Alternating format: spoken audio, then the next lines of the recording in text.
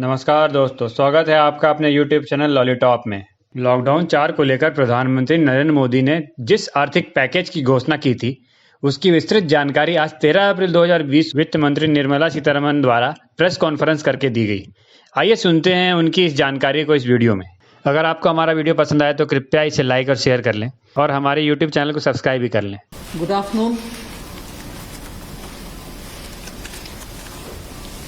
I'm sure all of you will have heard the Honorable Prime Minister speak last night to the nation. He laid out a vision, a comprehensive vision. And that vision was laid out after wide and deep consultation with several sections of our society.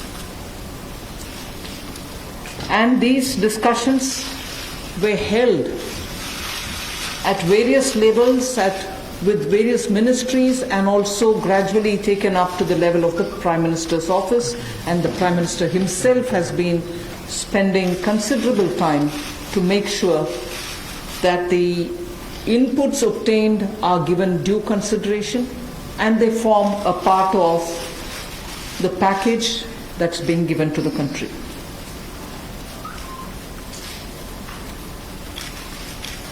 Essentially, this is to spur growth and to build a very self-reliant India. And that's where this whole initiative is called as Atmanirbhar Bharat Abhiyan. And the word Atmanirbhar India is the one which you will be hearing me say quite often. I know, coming from South India, a lot of people wondered what it actually meant. So for their benefit, I'll just say what it means in the 4 languages, subject of course to perfectionist corrections. Suya Sarbu Bharadam in Tamil, Suya Adharita in Telugu, Suyam Asarittan in Malayalam, and Swayam Avalambita in Kannada. Subject to correction, it may not be the perfect translation, but something to take it closer to what it means. So Atmanirbhar Bharat is what we are talking about. And you heard the Prime Minister clearly say that this is going to be resting on 5 important pillars. 5 important pillars: the economy, infrastructure, technology-driven systems, demography, and demand. So if these are the 5 pillars on which we are trying to build Atmanirbhar Bharat, the focus obviously will be what can be defined as the factors of production in today's language.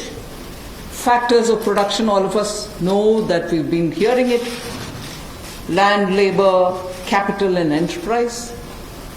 Today we recast it, say it the same way, but then essentially referring to the very same factors of production, but in this Atmanirbhar Bharat, our focus therefore would be on those factors of production which are land, labor, liquidity, and law.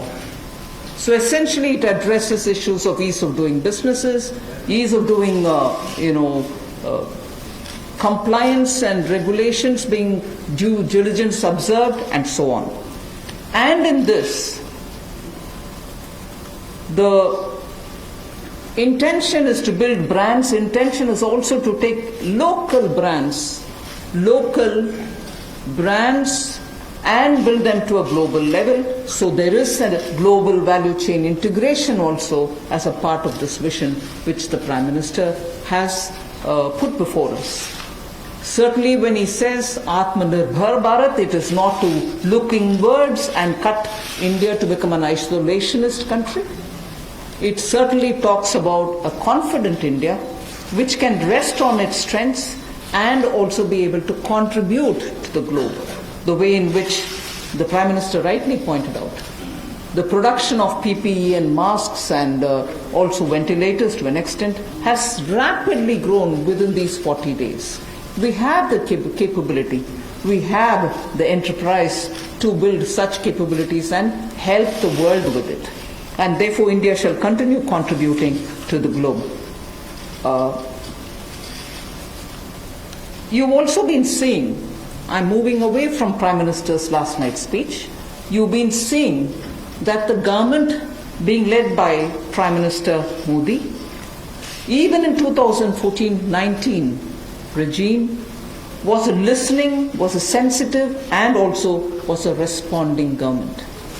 And that is why I list before you the various reform-driven steps which have been successfully taken. It's important for us to recall that now. Even as we talk about building a new India, building an India which is going to be Atmanirbhar. If I were to group them into different categories and list out what has been done by this government, even in between 2014 and 19, if you were to talk about the poor, we had the DBT-based reforms, based on which today, as we look at the migrants, look at the poor, look at the lockdown in their lives and the impact it has made in their lives, the DBT enabled us to directly put money into their accounts, and they didn't even have to go to the bank to collect it. The bank mitras were able to come and deliver the money, and therefore that reform based on Jan Dhan accounts, based on Aadhaar, and based on mobile technology has brought a revolution in this country, which many countries do recall now, and many of them are not able to do it, although India is able to do it.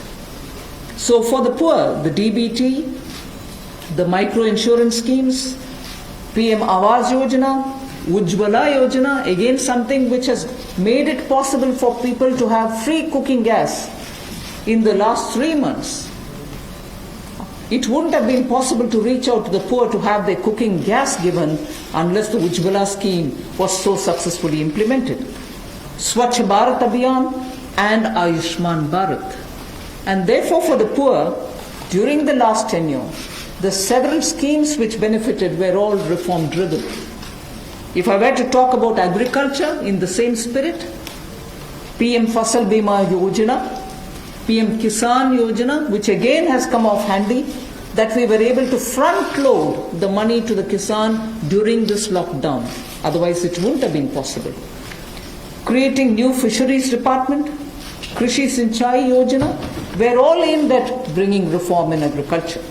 Similarly, talking of business and also trying to bring in better business environment. PSB cleanups happened, public sector banks cleanup, after a heavy load of phone banking resulting in NPAs. Public sector banks recapitalization, FDI liberalization, ease of doing business reforms, which were taken down to the third level of administration governance. IBC reforms, GST reforms, and today because of the GST reforms you're able to see what impact lockdown is having on small and medium businesses. And finally, reforms in other areas, very quickly to recall. National Highway Authority, the TOT plans, the airport privatizations, power sector reforms, which resulted in India becoming a power surplus country from shortages always. 175 gigawatts of solar targets out of 86 gigawatt has already been achieved out of that number. And cleaning up of the coal mine sector. These are all things which I would want to recall here before we talk about what we are offering in the Atmanirbhar Bharat. This is the foundation. This is the credential with which the Prime Minister has always been on the side of reform, reform for better living in this country, ease of living in this country.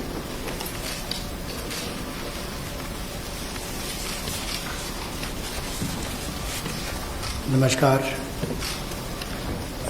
कोविड-19 में देश और दुनिया के सामने बहुत सारे संकट खड़े किए और इन चुनौतियों के समय में भी भारत के यशस्वी प्रधानमंत्री आदरणीय मोदी जी अवसर देखते हैं और कहीं ना कहीं पिछले कल का उनका जो देश के प्रति संबोधन था उसमें स्पष्ट तौर पर दिखता है कि आत्मनिर्भर भारत बनाने के लिए ये जो संकल्प उन्होंने लिया है, ये जो सोच अपनी देश के सामने रखी है, इसने एक नई ऊर्जा देशवासियों में भर दी है।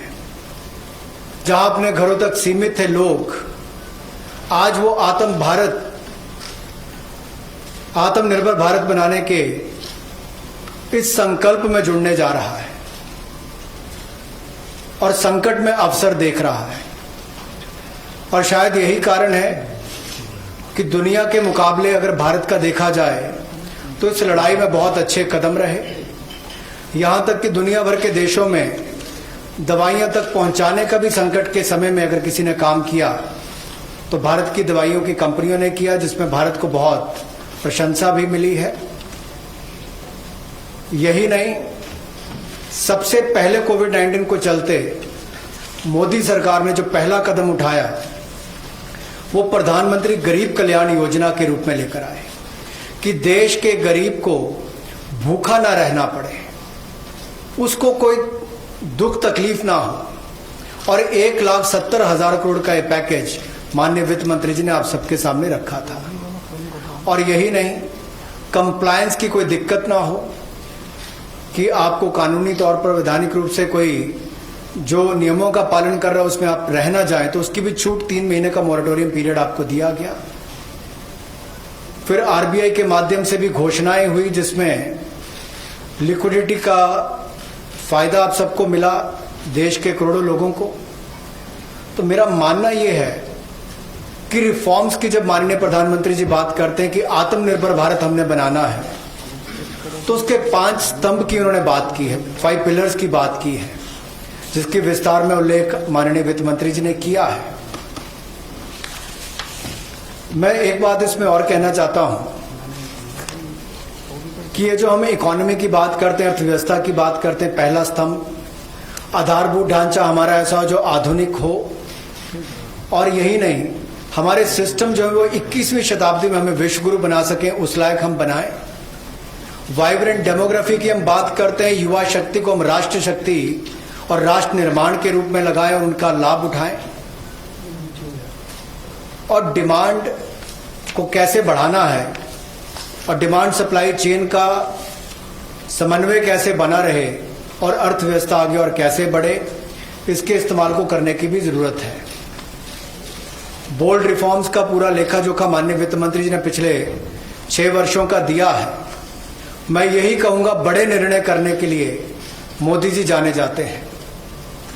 चाहे वो गुजरात में आए भूकंप के समय वापस कच्छ को खड़े करने की बात हो, या आज के संकट के समय भारत में पीपीई और मास्क के निर्माण की बात हो। और कहीं ना कहीं यही सोच भारत को आत्मनिर्भर भारत बनाने जा रही है। और इस आत्मनिर्भर भारत जो मूवमेंट है, इसमें हम आप सबको जोड़ने आए हैं। 20 लाख करोड़ का ऐतिहासिक पैकेज माननीय मोदी जी ने पिछले कल घोषणा की है और प्रधानमंत्री जी ने हमें निर्देश दिया है कि प्रतिदिन अलग अलग सेक्टर्स को लेकर आप सबके बीच में आकर इसकी विस्तार में हम लोग जानकारी दें। तो माननीय वित्त मंत्री जी आपको अगली जानकारी देंगे कि आज किस सेक्टर को लेकर हम आप सबके बीच में आए हैं। लेकिन बोल्ड रिफॉर्म्स 6 वर्ष भी होती रही, अब भी होगी, जब तक भारत आत्मनिर्भर नहीं हो जाता, उस दिशा में लगातार काम चलता रहेगा। So I broadly explained about the reform steps which were taken during the previous 14 to 19 tenure of this government. And after the 2019 elections, the July budget was presented.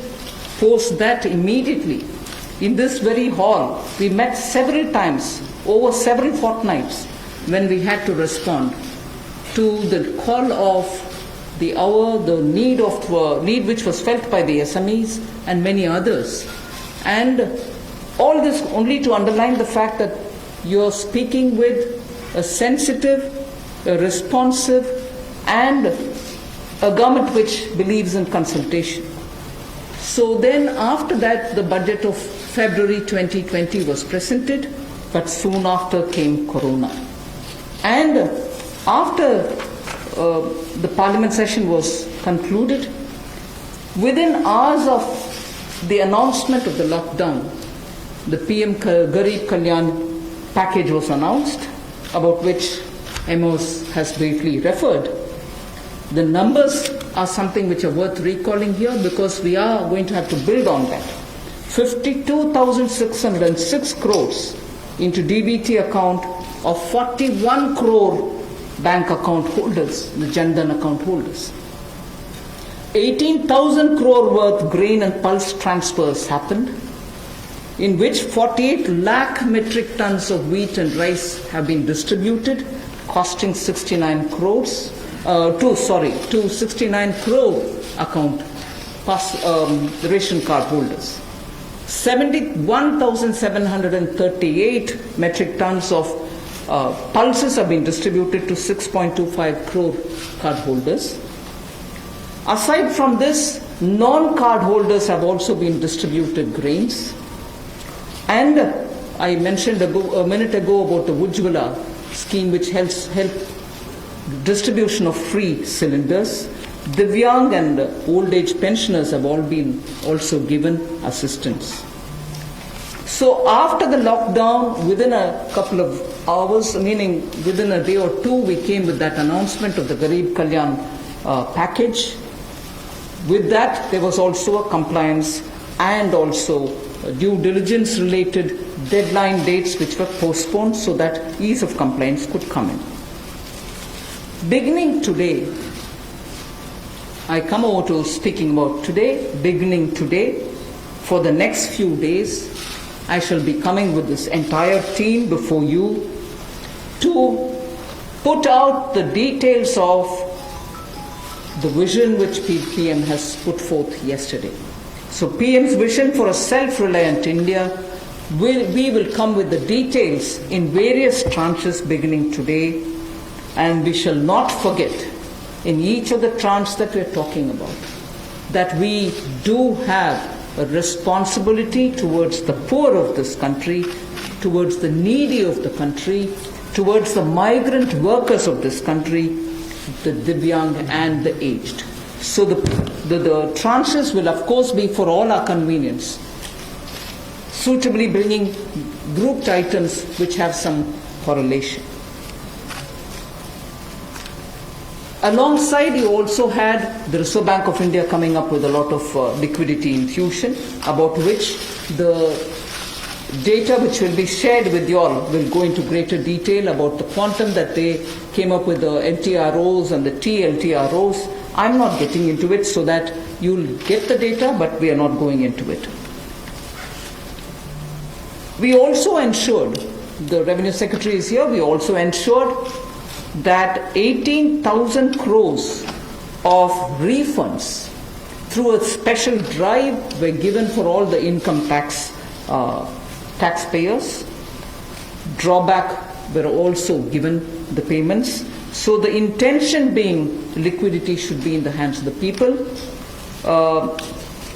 For all those who have up to 5 lakhs of refund dues, we cleared it.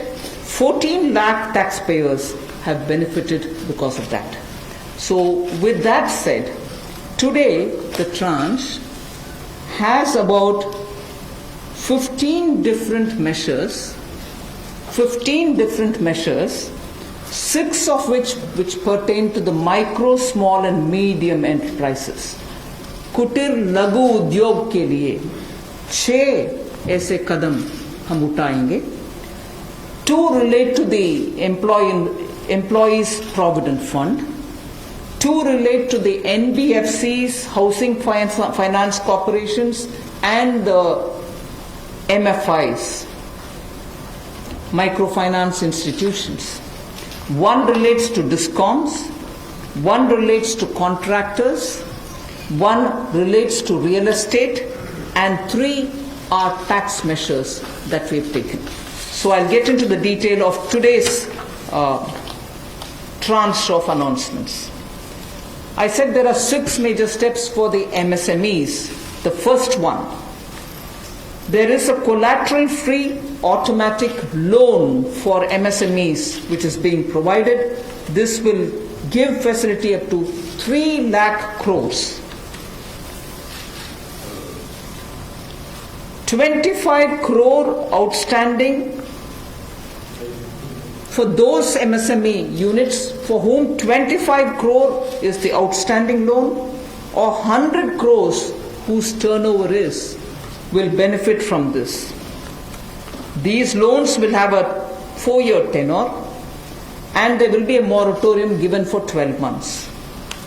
These are going to be 100% credit guaranteed over as a cover given to banks and NBFCs on principal and interest. So this is going to be available till 31st October 2020. There are no guarantee fees, no fresh collaterals required. So I guess this will benefit 45 lakh units so that they can resume their business activity and also safeguard jobs.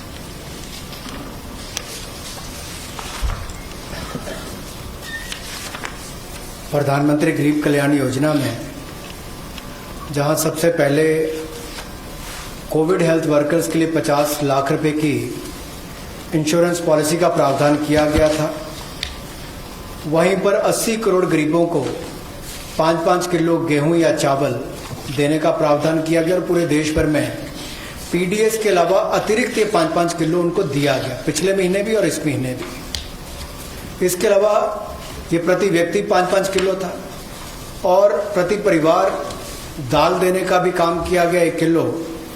और इसके अलावा जो हमारे वृद्ध, विधवा, दिव्यांग हैं उनको भी जनधन खातों में सीधा पैसे डाले गए, 500-500 रुपये, 1000 रुपये उनको टोटल डाला गया।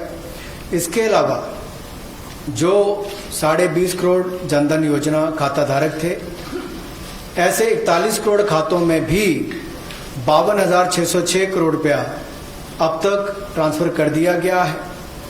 8 करोड़ उज्ज्वला योजना के जो उपभोक्ता हैं उनको मुफ्त में 3 महीने 1-1 सिलेंडर देने की बात हुई थी, जब तक उनको सिलेंडर की आवश्यकता है। उसकी प्रक्रिया भी शुरू हो गई और दे भी दिए गए। यहां तक कि जो पीएम किसान के लिए भी 2,000 रुपया ऐसे करोड़ों किसानों के खातों में उसको ट्रांसफर कर दिया गया। तो जितनी घोषणाएं उस पीएम गरीब कल्याण योजना के अंतर्गत की गई थी, उन पर सारे कदम भारत सरकार द्वारा उठाए गए और करोड़ों भारतीयों को इसका लाभ माननीय प्रधानमंत्री नरेंद्र मोदी जी के माध्यम से मिला है। जहां तक व्यापारी वर्ग की बात है, आम आदमी की बात है, कंप्लायंस का बर्डन उसके ऊपर ना आए, घर से बाहर नहीं जाते थे, तो उसके सामने जो संकट था कि वो कैसे समय सीमा रहते अपनी कंप्लायंस पूरी कर सके, उसमें भी उसको छूट दी गई और उसको भी 3 महीने आगे बढ़ाया गया, जिससे उसको लाभ मिला है। आरबीआई ने भी जो महत्वपूर्ण घोषणाएं की, उससे लाखों करोड़ रुपए की लिक्विडिटी मार्केट में आई है, जिससे पूरे देश को लाभ मिला है।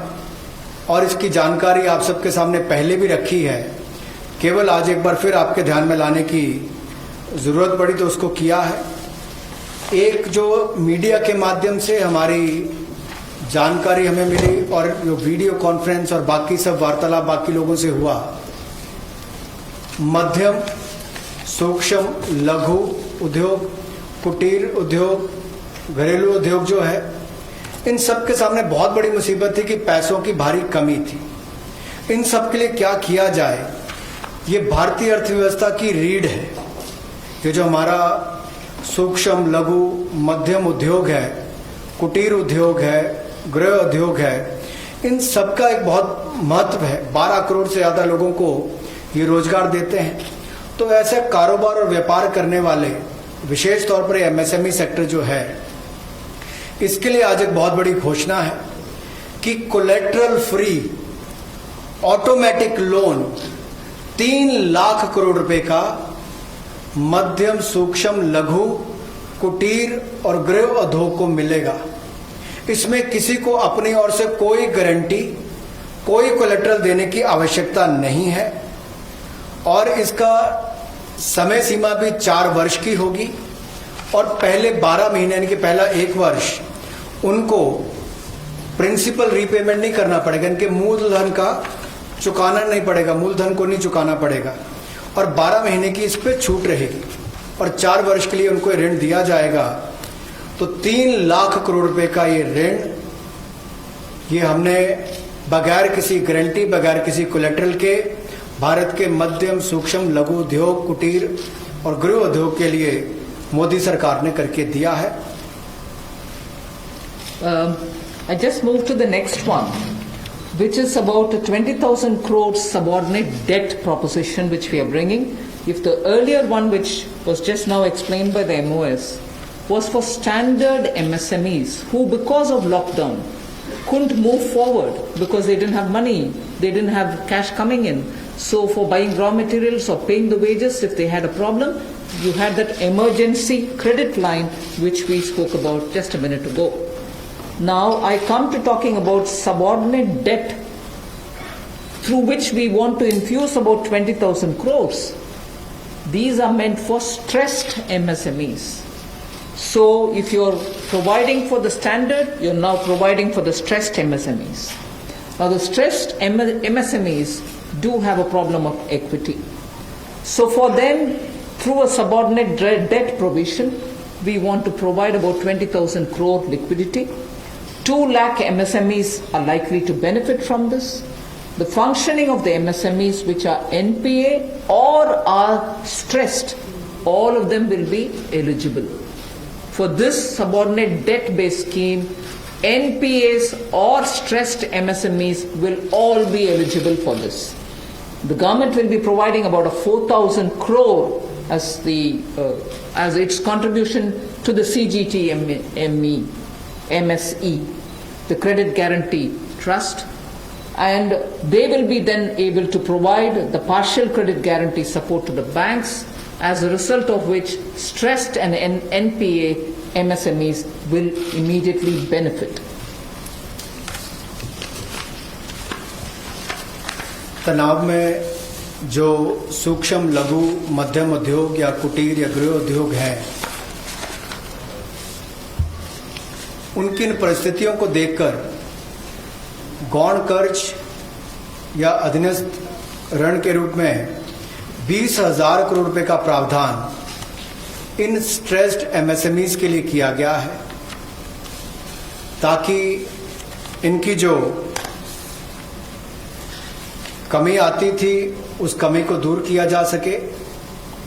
और इसमें भी लगभग 2 लाख से ज़्यादा मध्यम लघु सूक्ष्म कुटीर उद्योग को लाभ मिलने वाला है और ये 20,000 करोड़ का गौण ऋण ये तनाव वाली एमएसएमईज को दिया जाएगा। The next of the MSME linked steps that we are taking, this is the third. There is a fund of fund being created for infusing about 50,000 crore as equity into the MSMEs. This will benefit those MSMEs who have the potential and who are viable. So we spoke about those who are standard, we spoke about those who are NPAs and stressed. Now I'm talking about MSMEs who may be doing viable business and who need hand-holding because of the situation thanks to the COVID. So this fund of fund with a corpus of 10,000 crores through mother fund and daughter fund framework will be able to provide the growth potential MSMEs greater support, and this we think will help MSMEs to expand their capacities, and this will also encourage them eventually to get listed in the markets which they can choose. जो मध्यम लघु सूक्ष्म उद्योग अच्छा कर रहे हैं, विस्तार करना चाहते हैं, आगे बढ़ना चाहते हैं, लेकिन उनके आकार को बढ़ाने की, क्षमता को बढ़ाने की सुविधाएं नहीं मिल पाती थी, तो उसके लिए फंड्स ऑफ फंड्स का प्रावधान किया गया है और इस फंड्स ऑफ फंड्स के माध्यम से 50,000 करोड़ की इक्विटी इन्फ्यूजन होगी, ये हम करने जा रहे हैं। इससे इन सभी अच्छा काम करने वाले मध्यम लघु सूक्ष्म उद्योगों को अपना आकार और क्षमता बढ़ाने का अवसर मिलेगा। The next one is something which all of us have been waiting for a long time, about the definition of MSMEs. I'm sure you heard from several sources that this discussion has been going on. We have now come to a stage where we can happily announce that the definition being changed is being changed in favor of the MSMEs. Because there was always this fear in very successful MSMEs also, that if they outgrow the size of what is defined as an MSME, they'll lose the benefits that they get as an MSME itself. So outgrowing this definition meant outgrowing and going out of receiving benefits. Therefore, MSMEs preferred to remain within the definition rather than grow. Now what we are coming with is a change in the definition of MSME so that they need not worry about growing in size. They will still be able to get quite a lot of benefits which otherwise as an MSME they had got. So now how do we change it? I told you why we are changing the definition. How are the changes being brought about? What exactly is the change which is coming in? The change is that investment limit which defined an MSME is being revised upwards. So you can be a slightly more larger invested company, but you're still going to be considered only as an MSME. And then I'll come to the amounts which is shown in the chart there. But the idea is, even with an increased investment, you'll still be defined only as an MSME. You shall not get out of the benefit which is given to you as an MSME. Second is, additional criteria to define an MSME is being brought in. And that criteria is based on turnover. So that is being brought in newly now. Earlier it was only investment size. Now investment size and or additional turnover size is being brought in. And earlier the distinction which prevailed between manufacturing unit, and therefore their definition was on slightly different account. Service units, their definition was on slightly different criteria. Now that differentiation between manufacturing and service MSME are being removed. Manufacturing MSME or service-based MSME shall all be defined similarly. And then, therefore, the chart that is there before you will tell you what was earlier and what is now. What was earlier defined with an investment of 25 lakh as micro unit will now have investment allowed till 1 crore. So they'll still be called a micro unit even if the investment is up to 1 crore. Now, in that, service investments of 10 lakhs were called as micro earlier. Now, because the distinction is removed, service also will have the benefit of being called a micro unit even if the investment is 1 crore. Over and above it, I did say that in addition to investment as a definitional criteria, we are bringing in the criteria of turnover also. So now your investment can be up to 1 crore and your turnover can be up to 5 crore. You shall be called as micro. This or that. Your investment can be 1 crore and your turnover can be 5 crore. Up to 5 crore, you will be micro enterprise. And so on. So small will be up to 5 crore, manufacturing enterprise. Services was up to 2 crore. Now the definition is changed to 10 crores and 50 crores. Investment and turnover. And so on. The table explains it.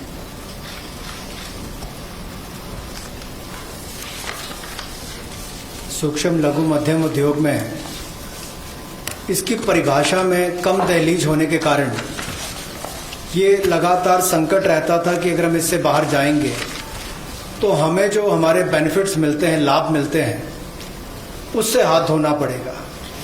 और यही कारण था कि हमारे कुटीर सूक्ष्म लघु उद्योग कभी बड़ा बनने का सपना नहीं देखते थे, और सपना देखते भी थे तो ये जो सीमा इसके लिए रखी गई थी, कम दहलीज थी, इसके कारण ये बड़े नहीं हो पाते थे।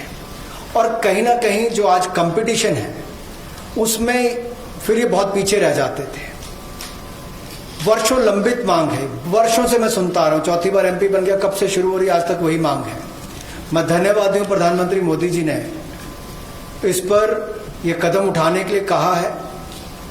और जो पहले क्राइटेरिया था कि मैन्युफैक्चरिंग यूनिट जो है वो 25 लाख से कम इन्वेस्टमेंट की होगी तो माइक्रो में आएगा, और सर्विस एंटरप्राइज जो थी वो 10 लाख तक की अगर उसने इन्वेस्टमेंट की होगी तो माइक्रो में आएगा। अब इसमें एक बदलाव किया गया है कि निवेश की लिमिट को तो बढ़ाया गया है, साथ में कारोबार को भी जोड़ा गया कि आपने व्यवसाय या कारोबार कितना उस वर्ष में किया है। तो इसको इन्वेस्टमेंट को बढ़ाकर माइक्रो के लिए 25 लाख से बढ़ाकर 1 करोड़ तक की जो इन्वेस्टमेंट करेगा वो माइक्रो यूनिट कहलाएगा। और ये मैन्युफैक्चरिंग और सर्विसेज दोनों के लिए एक ही क्राइटेरिया रहेगा, तो सर्विस सेक्टर को भी माइक्रो में आने का लाभ मिला है। तो 1 करोड़ से कम निवेश करने वाले को माइक्रो इंडस्ट्री में जो 5 करोड़ तक का व्यापार कारोबार करेगा उसको माइक्रो कहा जाएगा।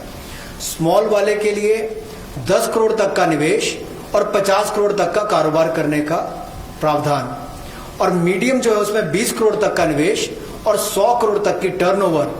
तो आप कल्पना कीजिए कि कल तक जो शायद मीडियम वाले के लिए आता था वो आज आपके स्मॉल वाले के लिए भी उससे बेहतर ऑप्शंस आकर खड़ी हो गई।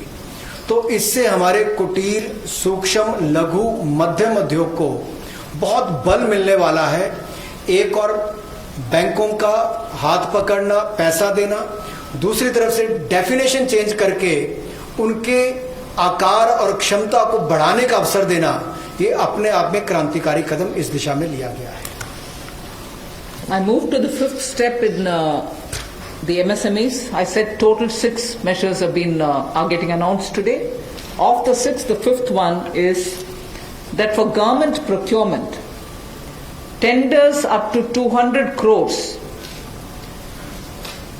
will no longer be on global tender route, meaning global tenders will be disallowed in government procurement for tenders up to 200 crores. Why is this being done? Majority of the MSMEs in India were unable to supply those big mother units, as you may call, big, large companies, who they were serving all the while. Suddenly the conditions became, based on the global tenders, unmatchable by our MSMEs. So they were disqualified from supplying to companies for whom they actually grew as ancillary units. As a result, many of our MSMEs were not anymore able to participate in supplying products to many of these large units. So by bringing this condition now, we are saying for global tenders worth 200 crores or less, particularly for government procurement, they need not be global tenders at all. So this will make MSMEs do their business with a lot more confidence and carry on with it. Self-reliant India will also then be able to serve Make in India, because small units can now be participant in government purchases. पिछली 2 slides में भी आपने देखा होगा कि कुटीर सूक्ष्म लघु मध्यम उद्योग के लिए जो बड़े कदम उठाए गए हैं, 3 लाख करोड़ के कोलेटरल फ्री और कोई नई गारंटी दिए बिना एक और से ऋण उपलब्ध करवाना, उसके अलावा जो बाकी कदम उठाए गए और उनकी परिभाषा बदलने का काम भी किया गया, तो ये कदम उससे एक और स्तर ऊपर है कि ये सब बदलने के बाद उनको कामकाज जब मिले तो कंपटीशन में कहीं ना कहीं अनफेयरनेस जो होती थी उसमें हमारे लोकल उद्योग वो पीछे रह जाते थे। तो लोकल को बल, लोकल से ग्लोबल तक जाने की बात जो कल तक प्रधानमंत्री जी ने कही, उसी दिशा में एक ये कदम है। लोकल के लिए वोकल भी, लोकल को बल भी, लोकल से ग्लोबल भी। तो ये इसीलिए ग्लोबल टेंडर जो है ये 200 करोड़ तक से कम वाले जो हैं, इसमें यानी कि 200 करोड़ से कम वाले में ग्लोबल टेंडर्स नहीं होंगे। इसमें हमारे सूक्ष्म लघु मध्यम उद्योग को लाभ मिलेगा और कहीं ना कहीं आत्मनिर्भर भारत की जो हम बात करते हैं उस दिशा में कदम ये भी उठाया गया है। The sixth step towards MSMEs is post-COVID trade fairs, exhibitions are going to be very difficult. So we shall ensure that e-market linkage is provided across the board for all these MSMEs so that they're able to find their market easily in the absence of being able to participate in trade fairs which cannot be held in this environment. Also, very importantly, Government of India and also CPSEs, where there are receivables by MSMEs, we now announce that within the next 45 days, all their receivables will be cleared. The CPSEs and Government of India will honor every MSME receivable within the next 45 days.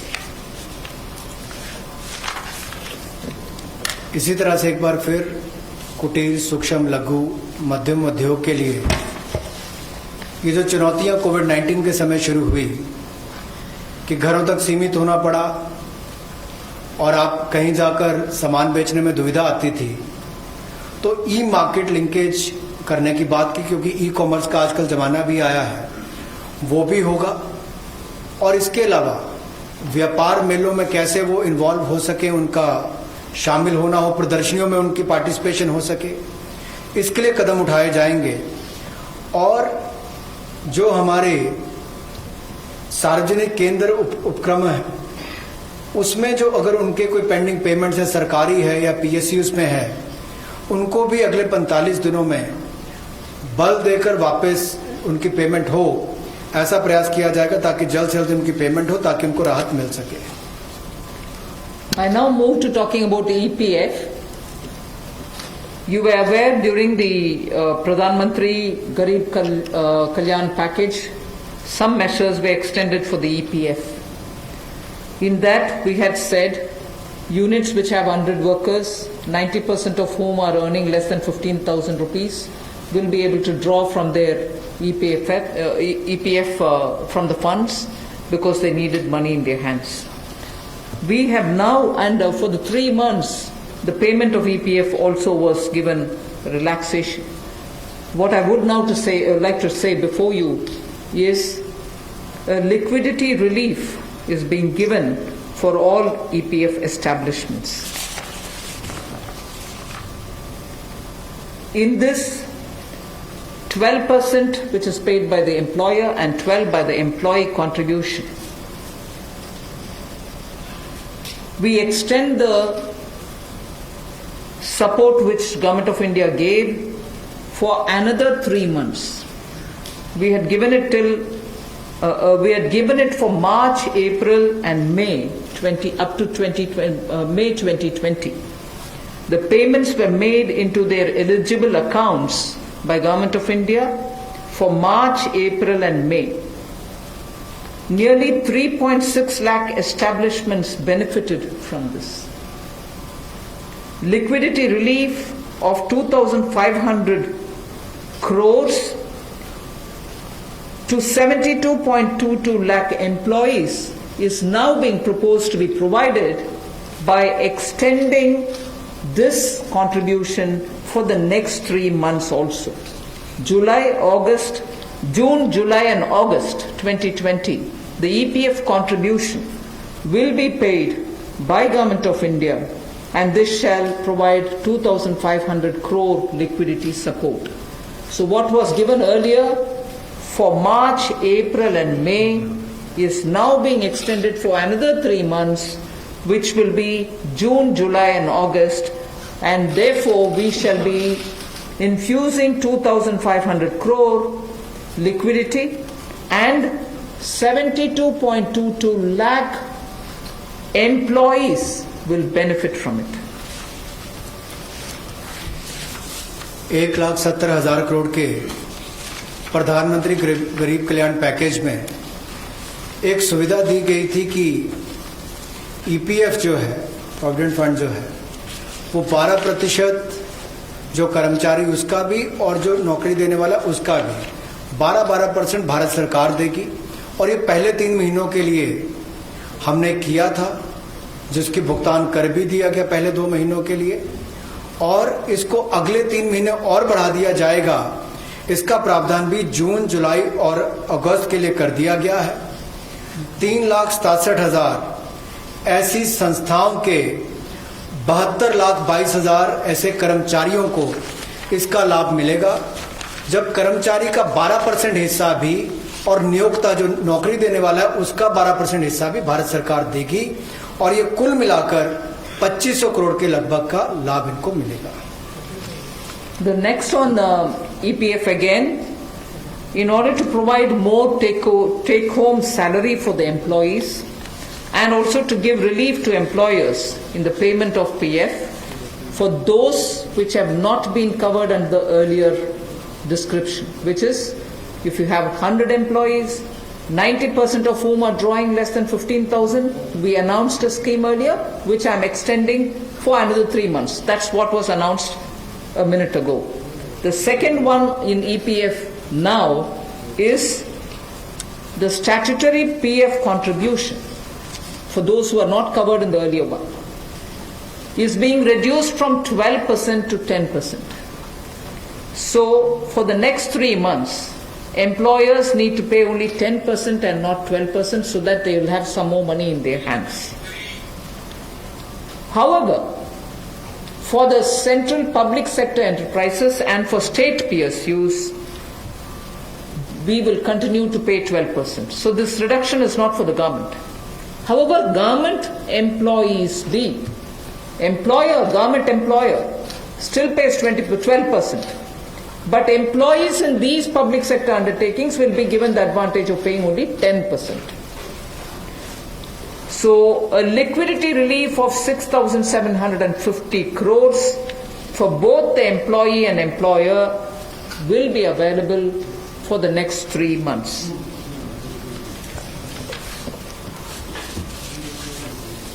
एक और प्रावधान, क्योंकि आज के समय पैसा कर्मचारी के हाथ में भी कैसे ज़्यादा हो, इसमें भी एक बड़ी राहत देने का प्रयास इसमें किया है कि जो ईपीएफ कंट्रीब्यूशन है, जिनका ईपीएफ का योगदान है, वो ऐसे संस्थानों के लिए और कर्मचारियों के लिए 12% से कम करके 10% अगले 3 महीनों के लिए किया गया है।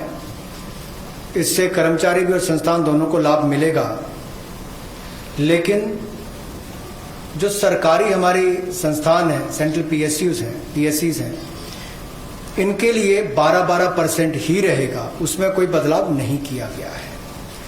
तो इससे कुल मिलाकर 6,750 करोड़ रुपए का लिक्विडिटी सपोर्ट इनको मिलेगा और एक तरह से 6,750 करोड़ रुपए ज्यादा इनके हाथ में आएगा। The next one is about non-banking financial companies, housing finance corporations, and microfinance institutions. We have been hearing, in spite of a lot of steps which the RBI took, in spite of all the provisions that we made between the July budget and February budget, it was felt that the NBFCs were not able to get enough resources. And particularly some NBFCs which were not very highly rated had particular difficulties in comparison to the others. So, Government of India now launches a 30,000 crore special liquidity scheme. Under the scheme, investment will be made in both primary and secondary market transactions where investment grade debt papers, this is not infusing equity, this is taking and buying debt papers of NBFCs, housing finance corporations and microfinance institutions. And not high quality debt papers, they can be investment quality also. So this we expect will have an impact on those struggling NBFCs who need money to carry on with business. And these NBFCs are also those who have been funding MSMEs. So in order for these NBFCs to keep their network of MSMEs served, this infusion is absolutely necessary. And these securities with which you're going to buy these debt papers will be fully guaranteed by Government of India. They will be fully guaranteed by Government of India. We hope that this will also bring in a lot of difference for NBFCs who have access to small and micro units, and therefore we want to ease the flow of credit through these NBFCs who have only not so good debt papers in their hands.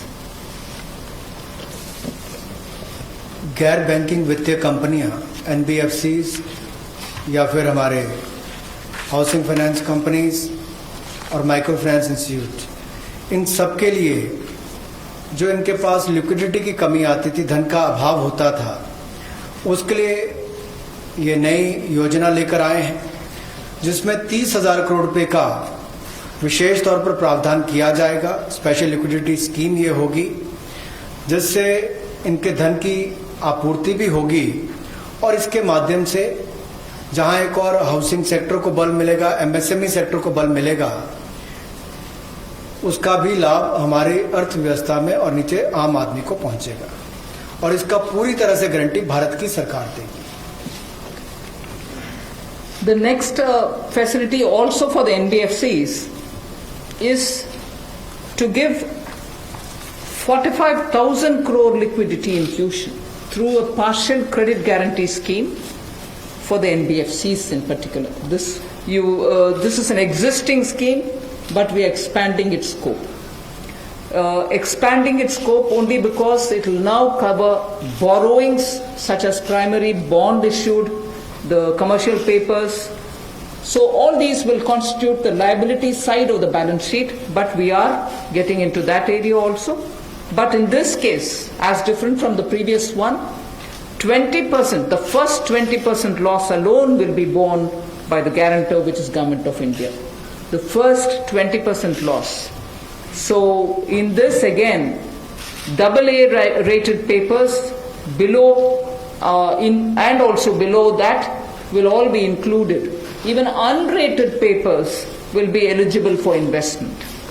This we think will help many of the microfinance institutions, and with this, if money goes into their hands, even based on unrated papers, we guess they will have liquidity to reach out to the MSMEs who may be in the far-flung areas. जहां पहली 30,000 करोड़ की liquidity guarantee scheme लेकर आए थे NBFCs के लिए, एचएफसीज और MFIs के लिए, वहीं पर अब आंशिक ऋण गारंटी योजना ये लगभग 45,000 करोड़ रुपए की एनबीएफसीज का इसमें प्रावधान किया गया है। इसमें भारत सरकार गारंटर होगी, जो 20% का नुकसान इसके द्वारा वहन किया जाएगा। और यही नहीं, इसमें AA पेपर और इससे भी नीचे वाले जो है उसको भी इसमें पैसा मिल पाएगा, ऋण मिल पाएगा। और इसके अलावा जो अनरेटेड पेपर एलिजिबिलिटी है इन्वेस्टमेंट के लिए, वो भी इसमें प्रावधान किए गए हैं ताकि ज़्यादा इसका स्कोप बढ़ सके, ज़्यादा लोगों को इसका लाभ मिल सके और कुल मिलाकर इससे भी नई लैंडिंग जो है, यानी कि कर्जा दिया जा सके सूक्ष्म लघु मध्यम उद्योग को और आम नागरिकों को भी मिल सके, उसके लिए इसका प्रावधान किया गया है। I move over to talking about the DISCOMs. DISCOMs today are facing unprecedented cash flow problems. They desperately need help. Otherwise, they are unable to pay the power generating companies. You know, all the states, DISCOMs are in serious crisis. So in order to help them, there is a emergency liquidity injection which is happening to the extent of 90,000 crores. Now the Power Finance Corporation, REC, the Rural Electrification Corporations, both of them put together will infuse liquidity of 90,000 crores to all the DISCOMs against all the receivables that they have. They are sitting there without getting paid. In turn, they are not able to pay the GENCOs. In turn, the GENCOs are wondering where they will have more money to pay for producing electricity. And at a time when we are talking about Atmanirbhar Bharat, at a time when we are also rightly claiming the credit for having made India a surplus power generating country, we've reached a stage where DISCOMs don't have money because they're sitting with receivables. So we are now making a provision, a one-time provision for PFCs and RECs to infuse that money into the DISCOMs against their receivables, and who in turn, this will be done with the state issuing guarantees. The guarantee, the amount which is being infused on guarantees being given by states. Now, obviously, having received that infusion of money, the DISCOMs will pay the GENCOs. GENCOs in turn will clear their dues and keep the cycle moving. Now, what does this do to the customer? The customer, we want the benefit to be passed on to the customer. We are in fact telling the central public sector generation companies that they shall give rebate to those DISCOMs which shall pass these benefits to the final customer. So we are making it clear to the central public sector generation companies that on receiving the money from the DISCOMs, they should be able to pass it on again back to the consumers. So this is a one-time infusion of liquidity for cash desperate DISCOMs.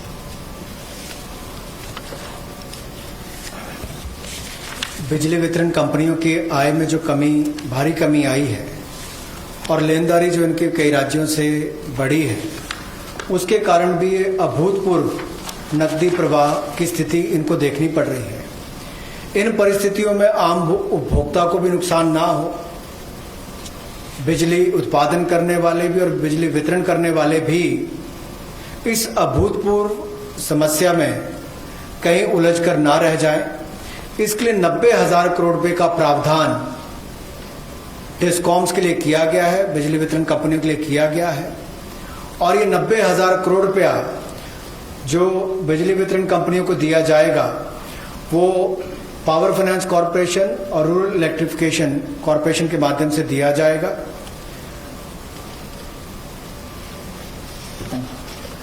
I move to the next, which deals with contractors.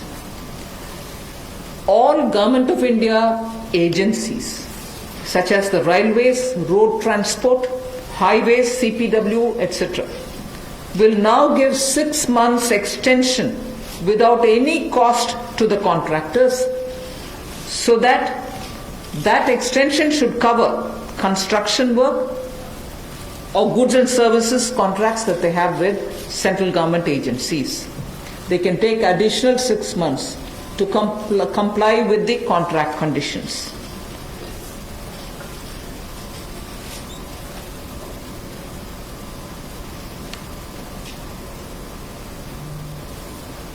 I didn't get it. Up to 6 months. So the extension is up to 6 months, is what I'm being told. Okay. Covers construction. This shall cover construction work or cover even goods and services contracts. It will also cover completion of works and intermediate milestones that they may have. This will also cover and extend concessional period which is given in PPP contracts. So even the concessional periods will get extended up to 6 months. And in order to facilitate greater liquidity which they can obtain, government agencies will partially release bank guarantees to the extent of the partially completed contracts. So if a particular contract is completed to some extent and not fully, to that some extent the partial bank guarantee will also be released so that their cash flow will improve. जहां एक और पहले 200 करोड़ तक के tenders global नहीं होंगे, एक वो राहत दी गई। अब उसके बाद जो अभी काम हमारे कॉन्ट्रैक्टर्स कर रहे हैं देश भर में, चाहे वो रेलवेज का हो, सड़कों का हो, हाईवेज का हो, सेंट्रल पब्लिक वर्क्स का हो, अलग अलग डिपार्टमेंट्स के हों, क्योंकि कोविड के कारण ये समस्या खड़ी हुई, तब उनको 3 महीने से ज़्यादा 6 महीने तक की राहत इसमें दी जा सकती है एक्सटेंशन के रूप में, ताकि उनको कोई खामियाजा ना भुगतना पड़े। और जो ऑब्लिगेशंस थी उनकी, उसके कारण दिक्कत आ सकती थी, इसलिए प्रावधान किया गया है ताकि मुकदमेबाजी या बाकी सब ना हो और मानसिक रूप से भी ठीक रहे और अच्छा काम करके समय पर पूरा कर सकें। तो 6 महीने तक की इनको राहत दी गई। और यही नहीं, जो पीपीपी कॉन्ट्रैक्ट है उसमें भी जो कंसेशन पीरियड है उसमें भी ये राहत 6 महीने तक की दी जा सकती है, पर मैक्सिमम जो है 6 महीने तक हो सकता है। केस टू केस मैटर करेगा। और जो सिक्योरिटी दी जाती थी पार्शियल, उसको रिलीज किया जा सकता है आंशिक रूप से। मान लीजिए मैं कोई ठेका लिया है, 70% किसी ने काम किया और उसके एवज में उसकी आंशिक रूप से वो बैंक गारंटी को वापस किया जा सकता है, ताकि उसके पास और लिक्विडिटी और काम करने के लिए आ सके। एक बहुत बड़ी राहत इस तरह से कॉन्ट्रैक्टर्स को भी देश भर में देने का एक प्रावधान किया है। 80% की होगा तो उसके अनुसार, 60% की होगा तो उसके अनुसार, लेकिन कुल मिलाकर उसके पास पैसा ज्यादा आए ताकि वो काम काज में उसको कहीं दिक्कत ना आए। I've come to the last two of today's announcements. One relate to the real estate, which is what I'm doing now. The next has direct taxation related reliefs, which has 3 different aspects. So the last two, one is on the real estate and the next is on the taxation. In the real estate matter, the Urban Development Ministry shall issue advisory to the states and the union territories so that the regulatory authorities are given clear picture that they can treat the COVID-19 period as an event where you can invoke the force measure. In other words, they can treat it as an act of God, and to that extent be flexible about the execution of the contract signed. This will also mean that with the necessary changes, they will have to issue fresh project registration certificates. They can extend the registration and the completion dates. Suo motu, they can do it by 6 months for all registered projects, expiring on or before 25th March 2020. So using the force measure clause, they can suo motu extend the registration and completion date by 6 months if the project was registered on or after 25th March 2020.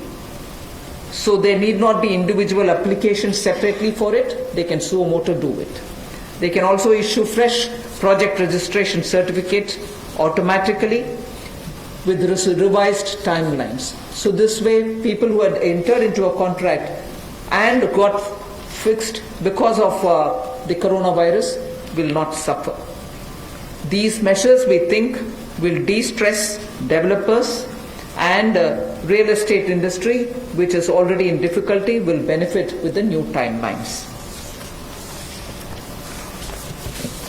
कोविड-19 का प्रभाव हमारे real estate projects पर भी पड़ा होगा, और इसके लिए ही ministry of housing and urban development ये राज्य की सरकारों को और यूटीज को एडवाइस भी करेगी कि उनकी जो रेगुलेटरी अथॉरिटीज़ हैं वो एक प्रावधान करें कि जो रजिस्ट्रेशन और कंप्लीशन डेट है उसको सुओ मोटो 6 महीने तक आगे बढ़ा दिया जाए, और इसकी जो 25 मार्च तक जो एक्सपायरी डेट थी, यानी कि उसको 6 महीने तक आगे बढ़ा दिया जाए और इसमें कोई इंडिविजुअल एप्लीकेशंस मंगवाने की आवश्यकता नहीं है।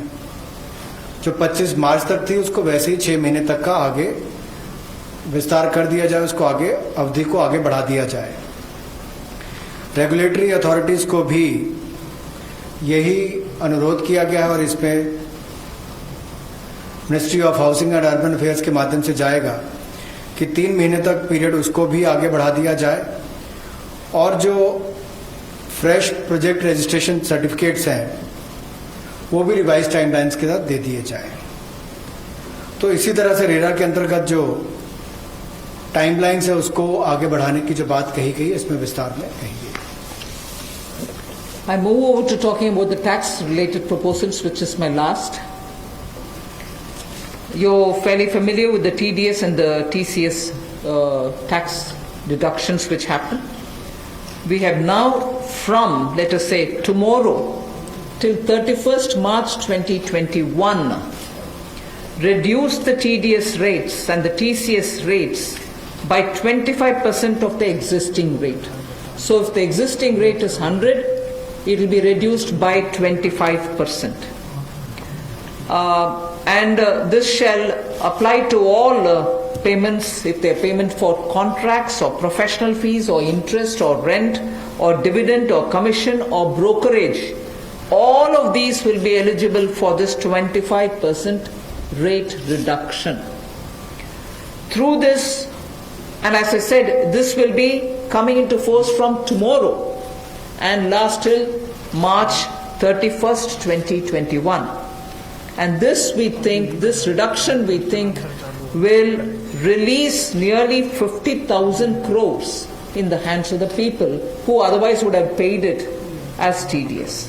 This reduction alone is going to give 50,000 crores back to the people, in the sense it will be in their hands rather than coming in as payment of taxation. जो TDS rates हैं वो सभी non salaried payment वालों को, residents को, और TCS rate जो है उसमें 25% की कटौती की गई है फाइनेंशियल ईयर 2020-2021 के लिए, और इससे 50,000 करोड़ रुपए का लगभग लाभ आम जनता को मिलने वाला है। यानी कि अगर मेरा 100 रुपया बनता था तो मैं 100 रुपये की बजाय अब 75 रुपये दूंगा और उसमें 25% की कटौती की गई है। तो एक बहुत बड़ी राहत कार्य वेतनभोगी इन सबके लिए, non salaried payment to residents, इनके लिए की गई है। The next is a set of dates which are getting extended for direct tax, some of the measures that we are taking.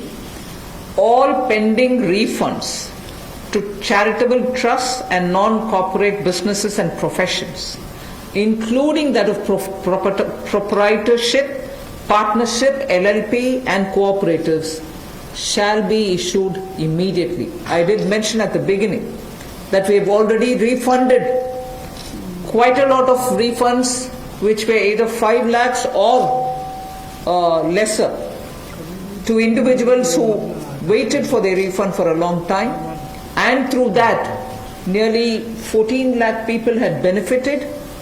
Now we are saying that the pending refunds of all charitable trusts, non-corporate businesses, professions, proprietorships, partnerships, LLPs and cooperatives, many of whom can be very small. Many of these are in cooperative sectors, many are MSMEs, many are small partnerships. All their refunds will be given immediately, which will mean that they will get their due money, that's their money, they will get it back in their hands without any delay. Then the due date of all income tax returns for the year 2019-2020 are now being extended from 31st July 2020 and 31st October 2020 to 30th November 2020, and tax audits from 30 September 2020 is being changed to 31st October 2020. So that is a measure which will help people not to worry about how they are going to do their compliance, will they be able to file their returns or not. So that is a step which we take. And the last one, which also is a taxation related measure, is the date of assessments getting barred, because assessment time gets barred with a certain date. We are conscious of it, we have taken cognizance of it, so we are saying date of assessments getting barred as on 30th September 2020 is now being extended to 31st December 2020. So 3 months extension is being given so that date of assessment doesn't get barred as of September 2020, it can wait till December 2020. And also, those getting barred on 31st March 2021, we are saying this in advance, those getting barred as of 31st March 2021 are being extended to 30th September 2021. There are clear, again 6 months extension for those March. We are telling that in advance. 31st March 2021, which we are getting debarred, will now be moving over to 30th September 2021. And the last point that I would want to share with you all for this evening is, we've launched this Vivad Se Vishwas scheme for making payment, and there was a component that you had to pay 10% extra if it is beyond a certain date. Now, without any additional amount which is to be paid, in total, the whole Vivad Se Vishwas scheme is getting extended up to 31st December 2020. And for this extension, no extra payment is being asked. So the entire Vivad Se Vishwas moves over to 31st December 2020. 5 lakh तक के refund 14 lakh से ज़्यादा लोगों को अब तक वापस कर दिए गए थे। उसके अलावा जो उससे ऊपर वाले उसकी भी प्रक्रिया शुरू, और बहुत सारे लोगों को वो भी वापस कर दिए गए हैं जो रिकॉर्ड समय के अंदर किए गए।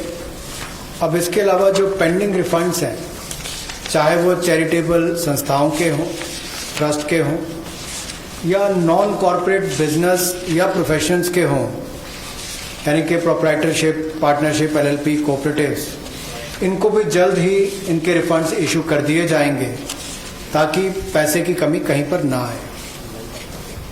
इनकम टैक्स की रिटर्न के लिए जो ड्यू डेट थी वित्तीय वर्ष 2019-20 के लिए, उसको 31 जुलाई 2020 और 31 अक्टूबर 2020 से बढ़ाकर 30 नवंबर 2020 कर दिया जाएगा, और टैक्स ऑडिट को भी 30 सितंबर 2020 से बढ़ाकर 31 अक्टूबर 2020 कर दिया जाएगा।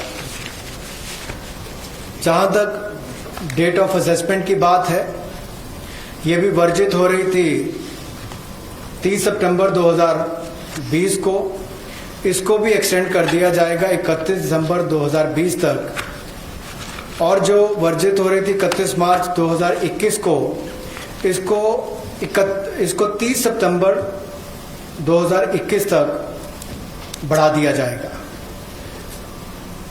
मैं एक बार फिर कह देता हूं, जो डेट ऑफ असेसमेंट्स जो बार हो रही थी 30 सितंबर 2020 को, उसको 31 दिसंबर 2020 तक बढ़ा दिया गया है, और जो बार हो रही थी 31 मार्च 2021 को, उसको 30 सितंबर 2021 तक बढ़ा दिया गया है। विवाद से विश्वास स्कीम बजट के समय भी हम लाए थे, लेकिन इन अभूतपूर्व परिस्थितियों के चलते इसको भी, जिनको पेमेंट करनी है, कोई अतिरिक्त पेमेंट ना किए बिना, एडिशनल अमाउंट दिए बिना, इसको 31 दिसंबर 2020 तक एक्सटेंड कर दिया गया है, ताकि आप 2020 31 दिसंबर तक पेमेंट कर सकते हैं। उसमें आपको कोई अतिरिक्त पेमेंट नहीं करनी पड़ेगी। मैं धन्यवाद करना चाहूँगा फाइनेंस मिनिस्टर का, MOS फाइनेंस का, for detailed briefing to all of us on these particular subjects. Madam, with your permission, 2 questions we are going to take online and 4 questions we can take from the hall here. So first I take the question online. How does the government plan to finance rupees 20 lakh crore stimulus? Maybe this is a question I should answer after I finish all my announcements in the various tranches. But government has also given a slightly altered schedule, the borrowing schedule. So that is one of the ways, that is, I repeat, that is one of the ways in which we are also expecting to finance. But the other details about how exactly are we going to get financing this will be probably more appropriately answered after we finish announcing all the tranches. Number 14. मेरा सवाल यही है कि borings को लेकर के पहला सवाल था, इस पे थोड़ा सा अगर आप और बताना चाहें कि इतने बड़े पैकेज के लिए सरकार फिलहाल बोरिंग को लेकर के क्या योजना है, आने वाले वक्त में किस तरीके का और प्रावधान करने की योजना है। और दूसरा ये कि जो बैंक गारंटी, जो लगातार बैंक पिछले 2-3 महीने में ये बात को लेकर के चिंतित थे कि कुछ सेक्टर्स पर लोन देने के लिए वो ज्यादा पॉजिटिव नजर नहीं आ रहे थे और बैंक गारंटी, सरकार से गारंटी को लेकर के वो लगातार अपील कर रहे थे। ऐसे में आपको लगता है कि इस बड़े पैकेज के बाद में बैंक की तरफ से लोन देने की शुरुआत हो पाएगी और लिक्विडिटी फ्लो की जो कोशिश है उसको कामयाबी मिलेगी? मैं आपके सेकंड क्वेश्चन को जवाब दे देती हूँ, बट फर्स्ट क्वेश्चन अब शायद दोबारा बोलना पड़ेगा, मैं ध्यान से शायद सुने नहीं। सेकंड क्वेश्चन के लिए मैं जवाब ये दे रही हूँ कि ये गारंटी का विषय जो आपने उठा रहे हैं कि बैंक से भी मांग था, उसके लिए तो आज गारंटी का विषय भी हमने घोषणा कर चुके हैं। सो उसके कारण हम ये मानते हैं कि बैंक्स में थोड़ा और तैयारी होगी। मगर वैसे भी पिछले एक सप्ताह से बैंक सेक्रेटरी इधर देवशीष पांडा जी हैं, लगातार कितने बैंक से क्रेडिट जा रही है, किन को जा रही है, एमएसएमई की जा रही है, रिटेल सेक्टर को जा रहे हैं, ये विषय हम फिनेंस मिनिस्ट्री के हैंडल से और पीआईबी के द्वारा भी जानकारी देते आ रहे हैं। इसमें हम स्पष्टता से ये समझें कि बैंक्स लोन देने से संकोच नहीं कर रहे हैं। सैंक्शन किए हुए लोन्स हैं जिसमें बैंक का ये कहना है कि सैंक्शन करने के बाद भी कस्टमर आकर के लॉकडाउन खत्म होने के बाद हम आकर लेंगे, प्लीज तब तक आप पैसा रिलीज ना करें। ऐसे रिक्वेस्ट कस्टमर रख रहे हैं बैंक के सामने। मैं ये नहीं कह रही सभी कस्टमर्स ऐसे बोल रहे हैं, मगर ज्यादातर कस्टमर्स ये बोलने की वजह से सैंक्शनड लोन का विवरण हम दे रहे हैं हर 2 दिन के एक बार, फिर भी वो अमाउंट रिलीज क्यों नहीं होता। और ये भी प्रश्न उठते हैं कि क्यों बैंक्स रिवर्स रिपो में, रिजर्व बैंक में लगातार पैसा डाल करके आ रहे। कारण यही है कि सैंक्शन करने के बाद भी क्लाइंट्स उनके अपने चॉइस पर कह रहे हैं कि लॉकडाउन निकालने के बाद, हटने के बाद हम पैसा रिलीज करवाएंगे आपसे। सो ये भी है विषय, हम इसका पूरे हर पहलू अंडरस्टैंड करने का आवश्यकता है। Your first question, that's alright, That's covered. Number 12. I'm Sapna here. Very good afternoon. Ma'am, 2 questions. A lot of queries are coming from various quarters that after the announcement of the additional borrowing by the government last Friday of 4.2 lakh crore approx, how much is of that's going to be taken care in terms of meeting the revenue gap, ma'am? And the stimulus which you've just mentioned. And ma'am, in today's announcements, would you be able to give us any indication as to what would be the cash outgo by the government? I think your first question is largely addressed already about where are we going to get the money from, and is the debt market going to be able to receive the announcement that's been made by the government last Friday. Yes, you're seeing how the market is responding, and that's no secret. It's not something anyone can hide. It's public domain information. I have broadly indicated the amounts. But in any case, end of the all the announcements, 4 or 5 announcements, you'll get to know. And in any case, the Honorable Prime Minister has clearly said what is the total size of the stimulus package. Ma'am, related question online hai. Does the package announced by the Prime Minister yesterday is a standalone one, or it is inclusive of earlier package of 1.7 lakh crore and The other security item, 65 lakh crore liquidity measures announced by the RBI. Does this fall? As I said, whoever has asked that question online can wait till all the announcements are made. Number 9. Ma'am Monika ji business. Ma'am MSME sector में पहले से ही बहुत ज़्यादा liquidity crunch था और UK सीना committee ने ये सारी रिकमेंडेशंस पहले से ही दे दी थी, तो इतना समय क्यों लग गया? क्या हम लॉकडाउन का इंतज़ार कर रहे थे? और दूसरा ये कि अप्रैल के जीएसटी नंबर्स अभी तक नहीं आए हैं, तो एमएसएमई सेक्टर से काफ़ी कंप्लेंट्स आ रही हैं और वो काफ़ी रिक्वेस्ट कर रहे हैं कि एक जीएसटी एमनेस्टी स्कीम उनके लिए आ जाए, तो क्या हम उसकी आशा कर सकते हैं? एमएसएमई के लिए अभी इतनी सारी घोषणा, पता नहीं मुझे क्यों आप उसको लॉकडाउन के लिए हम कौन इंतजार करते हैं जी लॉकडाउन के लिए? आप क्षमा कीजिए, मुझे कैसे उसका जवाब देना है पता नहीं चल रही है। मगर एमएसएमई के लिए हम धीरे धीरे जुलाई बजट में भी घोषणा किए, उसके बाद पार्शियल गारंटी का अनाउंसमेंट भी हुआ, फरवरी के बजट में भी एमएसएमई के लिए बहुत सारे कदम हमने उठाए, और अभी कॉम्प्रिहेंसिवली स्ट्रेस्ड हो, एनपीए हो, सस्टेनेबल और वायबल यूनिट्स हो, उन सब के लिए अलग अलग हिस्से पर एमएसएमई के लिए स्टेप्स उठा रहे हैं। और जीएसटी रेवेन्यू के ऊपर रेवेन्यू सेक्रेटरी को मैं बोलूंगी प्लीज। आपने जो सवाल पूछा कि जीएसटी का जो अप्रैल महीने का फिगर अभी तक डिक्लेयर नहीं किया है, आपको मालूम है कि जीएसटी के जो रिटर्न्स फाइलिंग के डेट्स है वो सब एक्सटेंड हो गए हैं। एक बार जब अगर एक्सटेंड कर दिया जाए कि हमने बहुत सारे रिटर्न्स कहा है कि जून तक भरना है, या जो 5 करोड़ से ज़्यादा के जो लोग हैं उनको भी हमने टाइम दिया है, तो एक्सटेंशन देने के बाद अब जो ये जो फिगर्स है इसके बारे में स्पष्ट स्थिति जो है सो हमें 30 जून तक ही मिल पाएगा हमें।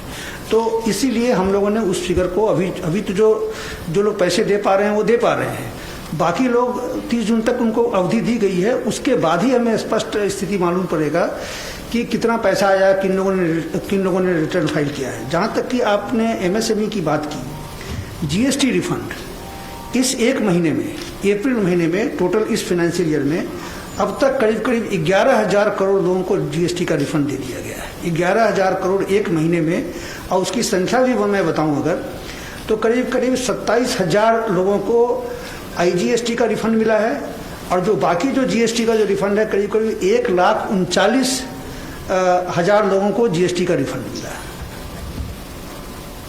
Madam Sunil Prabhu, NDTV. Just 2-3 points. One, of course, was on the fiscal deficit. Where do you keep the target now? Because this is something that you nobody visualized it. Prabhu, just may I intervene? Please focus your question on today's briefing part, because as Madam told, It's part of that, sir. 4-5 series briefing will be here, so please focus for the today's briefing. That is one part of it, madam, the fiscal deficit and, the states asking for FRBM and, certain measures which you have been part of the deliberations in that aspect. The second is that when you say the EPF and this package that is being given to MSMEs, especially, there is unemployment that is taking place. How are you going to safeguard that, through various measures vis-a-vis this, and what exactly is the outlay that we are envisaging in terms of from the finance minister? You've actually sort of spread like a bird's eye view of what's going to come. So I might want you to wait for the next announcements. 33. That's why I said it's 33. Ma'am मैं शैलेश हूँ NI से। Ma'am MSME को लेकर आपने तमाम announcement करे हैं, उसमें 2-3 तो क्लैरिफिकेशन चाहूँगा। एक तो जो एमएसएमई की डेफिनेशन आपने चेंज करी है उससे कितनी कंपनीज को बेनिफिट होगा, और जो 200 करोड़ से ऊपर के जो टेंडर हैं जो फॉर ग्लोबल टेंडर्स आते थे, कितने लोग जो हैं उससे, कितने ग्लोबल टेंडर्स उससे बाहर हो जाएंगे। और मैम एक सवाल मेरा ये है कि जो आज आपने अनाउंसमेंट करा है और जो इंफ्रास्ट्रक्चर का 1 लाख करोड़ का जो आप लोगों ने टारगेट करा है, उसमें से कितना इसमें अनाउंस हुआ है या अलग है कुछ? मैं ये प्रश्न जो आपने उठाया ग्लोबल टेंडर के विषय में, कोई बाहर नहीं होंगे लोग, इसमें पार्टिसिपेट करने के लिए हम कदम उठा रहे हैं ना। अगर ग्लोबल टेंडर का आवश्यकता नहीं है, जिसके वजह से स्मॉल एंड मीडियम इंडस्ट्रीज उसमें भाग लेना मुश्किल समझ रहे हैं। हम उस रिक्वायरमेंट को ही हटा दिया कि ग्लोबल टेंडर कॉल फॉर ना करें, जिससे 200 करोड़ से कम वाले गवर्नमेंट प्रोक्योरमेंट में एमएसएमई भाग लें। एक्सक्लूशन नहीं है, इंक्लूशन होगा। Last question 104। वो आंकड़ा मैं बाद में दूंगी। अभी the intention of that definitional change is to have more companies remain as micro, small and medium enterprises. Growing की वजह से वो इस definition से बाहर ना हो जाएं, इसके लिए कितने यूनिट बेनिफिट होंगे? If anybody of the secretaries have that information, they can give. नहीं तो हम आपको कैलकुलेट करके देंगे कितने यूनिट इससे दोबारा MSME के डेफिनेशन के अंदर आएंगे। मैम, मैं आमिर हूँ न्यूज नेशन से। एक ब्रॉड पिक्चर को लेकर के एक सवाल है कि जो लॉकडाउन की स्थिति हुई उसके बाद से अब तक भारतीय अर्थव्यवस्था को कितना नुकसान पहुंच चुका है, और दूसरा ये कि जो ये आपका स्टिमुलस पैकेज है 20 लाख करोड़ का, लॉकडाउन की स्थिति आगे भी बढ़ती है अगर, और ये स्थिति ऐसे ही बनी रहती है, तो इससे इसको कितना अर्थव्यवस्था को फायदा पहुंचेगा और कितना अब तक नुकसान अर्थव्यवस्था को हो चुका है? आप दोनों प्रश्न इतना स्पेकुलेटिव प्रश्न पूछ रहे हैं मेरे से, जवाब देना मैं आसान नहीं समझ रही। अगर lockdown continue, how can I answer? 1 second, lockdown के वजह से क्या नुकसान हुआ आंकड़ा करने के लिए अभी समय नहीं है। हम रिस्पॉन्ड कर रहे हैं जिससे न्यू इकोनॉमी उभर कर आना है और सभी स्ट्रेंथ के साथ उनके बिजनेस रिवाइव करना है, उस रास्ते पे हम चल रहे हैं। इसीलिए I can't answer even your first question. I am sorry.